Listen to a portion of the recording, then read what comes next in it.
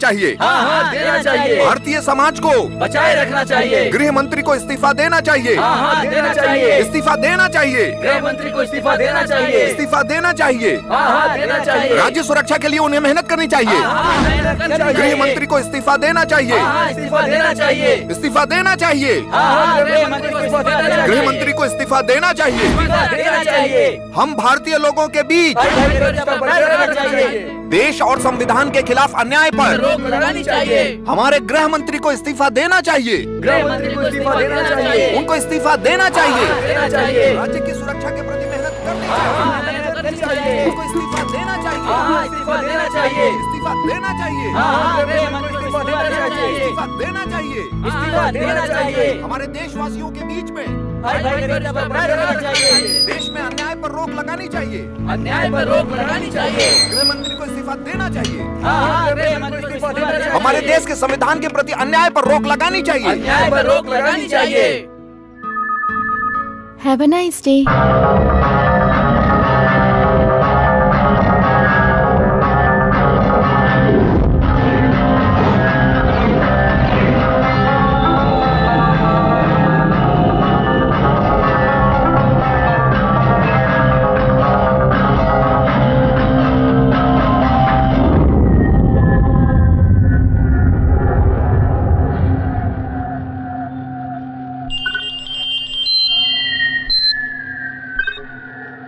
हाँ बोल। ठीक है। हाँ हाँ।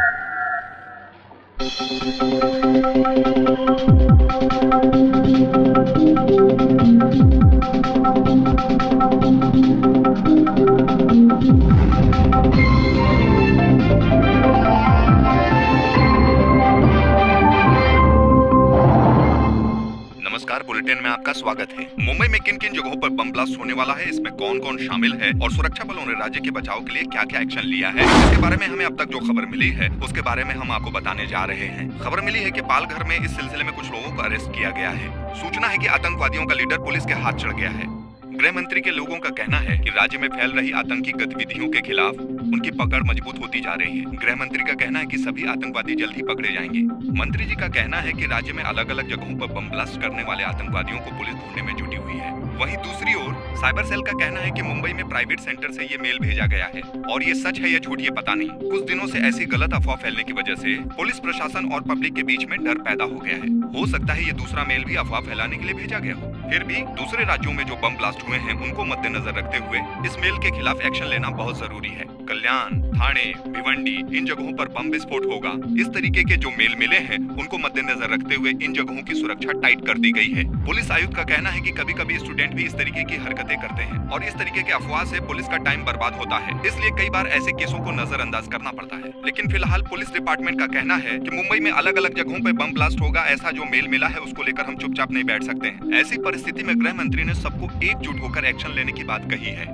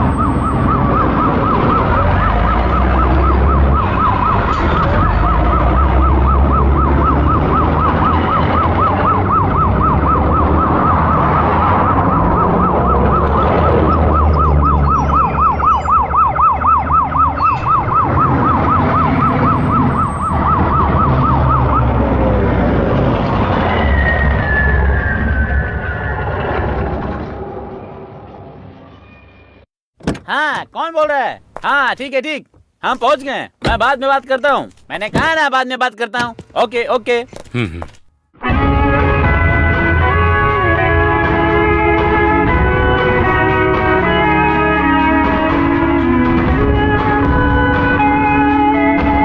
सर, मुंबई में होने वाले बम विस्फोटों के बारे में आपको क्या जानकारी मिली है? जो मेल मिले हैं वो सही है या गलत? सर, विस्फोट के बारे में आपको जो खबर मिली है वो कहाँ से मिली है? इस केस की जो तहकीकात कर रहे हैं उनका नाम है मोहम्मद इकबाल, जो अपना काम बहुत अच्छे से कर रहे हैं। आप रिपोर्टर लोग भी बड़े अच्छे से काम कर रहे हैं। सर, पिछले कुछ दिनों से लोग डर के साए में जी रहे हैं और उनके साथ अन्याय भी हो रहा है। इसके पीछे आतंकवादियों का हाथ है। इसके बावजूद भी आप एक्शन क्यों नहीं ले रहे हैं? मैं कह रहा हूँ ना, इस केस की तहकीकात मोहम्मद इकबाल कर रहे हैं। इससे ज्यादा मैं कुछ नहीं कह सकता।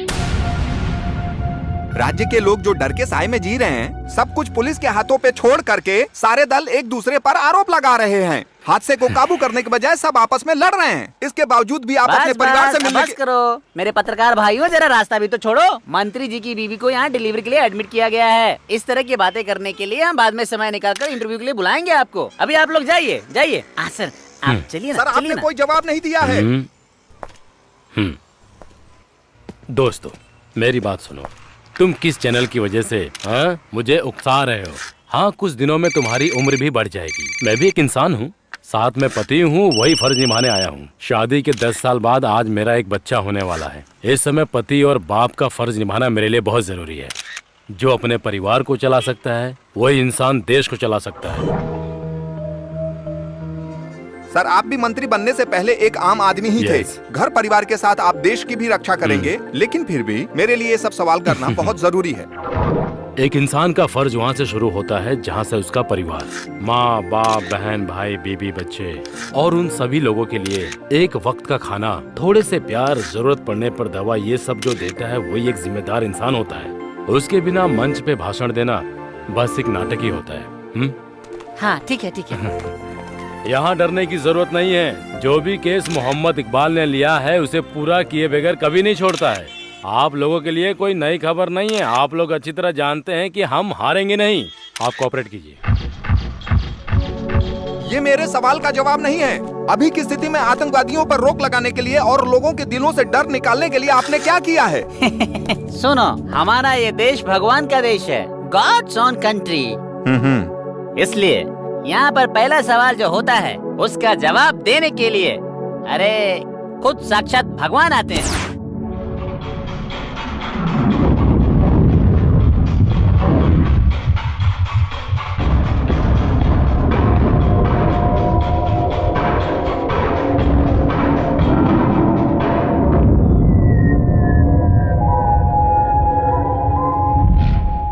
आज की ताजा खबर, मुंबई में तीव्रता से बढ़ते हुए आतंक को रोकने के लिए इस केस को स्पेशल ऑफिसर मोहम्मद इकबाल को सौंपा गया है। गृह मंत्री अपनी बीबी की डिलीवरी के लिए अलाइड सुपर स्पेशलिटी हॉस्पिटल में अपने परिवार से मिलने गए हैं। उन्होंने मीडिया के सामने ये बात कही कि मोहम्मद इकबाल इस केस के नए ऑफिसर होंगे, जो हर हाल में इस केस को सॉल्व करके रहेंगे, ऐसा मंत्री जी का मानना है।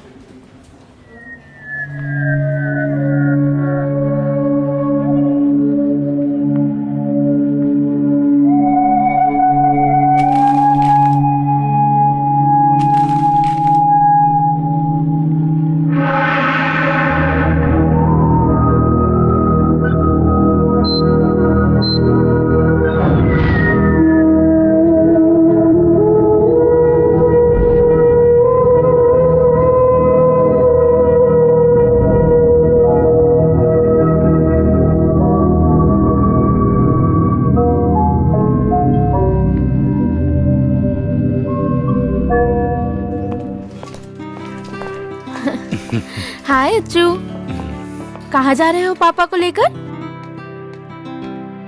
डॉक्टर अंकल से मिलने जा रही हूँ। क्यों, क्या हुआ? बताओ ना अच्चू।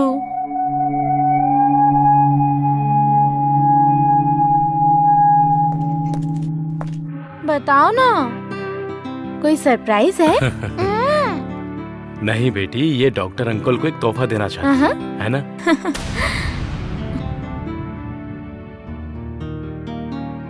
हाँ, ये देखो ड्राइंग भी है। ये डॉक्टर अंकल के लिए है। जरा मुझे भी दिखाओ ना।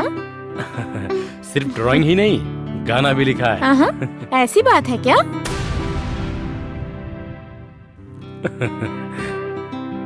गाओ ना, जरा गाकर सुनाओ, मुझे भी तो सुनना है। बाद में सुनाऊंगी। थैंक्स दीदी। ठीक है।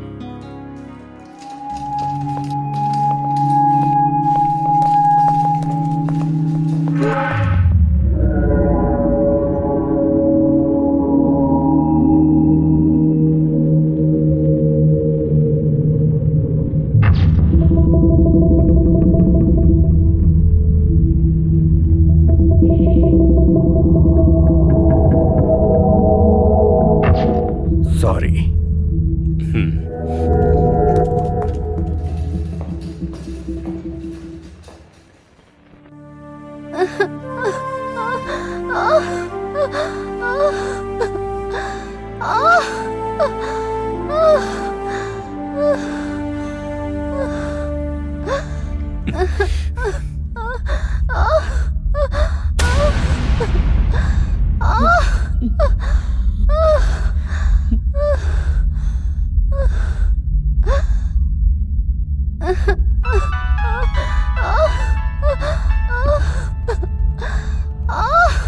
क्या हुआ डॉक्टर?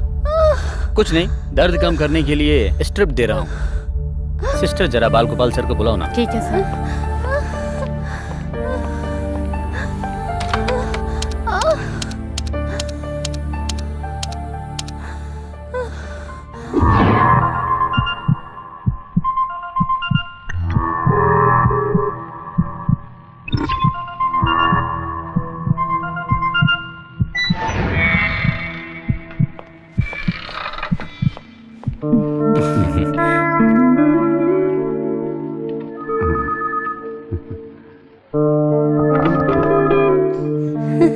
अरे अच्छू, तुम? डॉक्टर अंकल से मिलना डॉक्टर है। अंकल अभी बिजी हैं। बेटी, हम रूम पर चलते हैं, डॉक्टर अंकल वहीं आ जाएंगे। कितना टाइम हो गया, अभी तक नहीं आए। तुम चिंता मत करो, वो आ जाएंगे।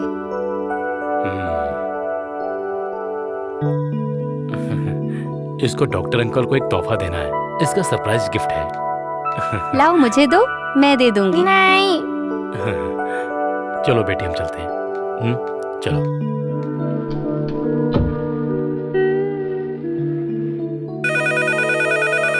ये लड़की कौन अरे आप है? नहीं जानते, ये हमारे सर की बेटी है। वो हाँ। कॉलेज में प्रोफेसर थे। ओह, 4 महीने पहले उनका एक्सीडेंट हो गया था।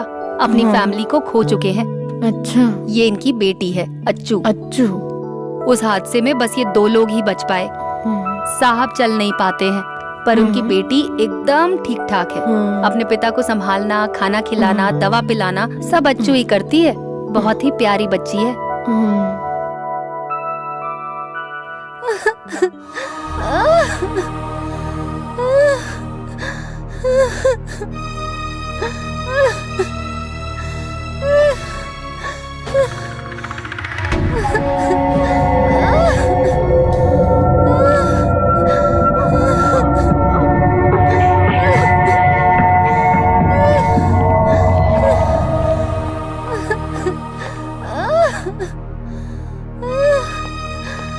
आप ही डॉक्टर साहब ये क्या कर रहे हो? एक इंसान इतना दर्द से तड़प रहा है और आप उसकी पल्स चेक कर रहे हो। उन्हें उठाओ जल्दी और लेबर रूम में ले जाओ। सर ये एक मंत्री की बीवी है। डॉक्टर, ये तुम्हारे लिए नॉर्मल होगा, लेकिन हम लोगों के लिए पहली बार है। आप समझ गए ना?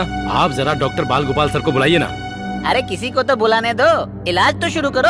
आप पहले बाल गोपाल जी को बुलाइए। हाँ, डॉक्टर बाल गोपाल को बुलाने में कोई फायदा नहीं। जब उनका काम खत्म हो जाएगा वो सामने से फोन करेंगे। आप लोग डरिए मत। हाँ, अरे काम खत्म हो जाएगा तब वो फोन करेंगे। डॉक्टर है या भगवान? आप एक बार कोशिश तो कीजिए।